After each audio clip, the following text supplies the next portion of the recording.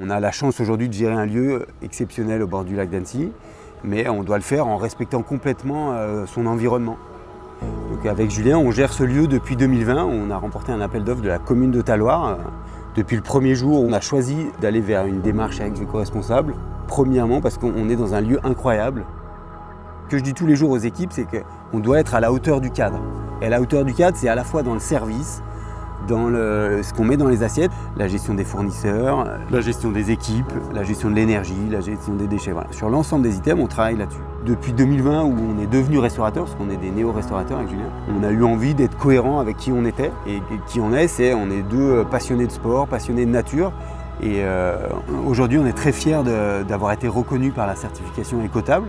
C'est une grande fierté et puis ça valide une étape pour être un lieu touristique contemporain, où on respecte l'environnement, où on respecte les salariés, où on respecte les producteurs.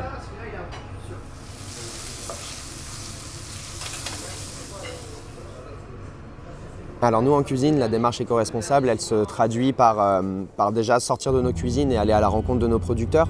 On a deux choses qui se dégagent de ça, c'est d'abord la confiance qui nous témoigne pour transformer tout cet amour. Et ensuite forcément un respect des produits et ça passe par savoir transformer les carcasses du fin gras du mézinc en valorisant des pièces de troisième catégorie qui sont considérées comme moins nobles, comme les paleron. Et le paleron, lui, va devenir un plat à partager, ce qui est tout à fait l'identité des Cassines aujourd'hui, et ce qu'on essaie de développer, ce côté familial et convivial. C'est un peu ce credo en cuisine de dire rien ne se jette, tout se transforme. Sur un autre exemple très concret, c'est la peau d'une carotte qui va être souvent mise de côté, jetée. On a beau faire le compost, nous on essaye carrément de la mettre dans une assiette et de la rendre elle noble, puisque c'est aussi le travail de nos producteurs. Et c'est très inspirant au quotidien de pouvoir se dire que sur cette courgette, eh ben, on ne va rien jeter, on va vraiment aller de la racine jusqu'à la fleur par exemple. Et finalement, suivre cette démarche nous amène à s'adapter à notre terroir, ça nous rend la vie plus facile pour construire une carte. S'adapter, je pense que c'est un joli mot qui promet un avenir plus radieux du métier. L'un des points qui est important pour Écotable et pour nous, c'est cette volonté d'offrir le meilleur cadre de travail possible aux équipes. Ça passe par 4 points. Le premier point, c'est un équilibre perso et pro.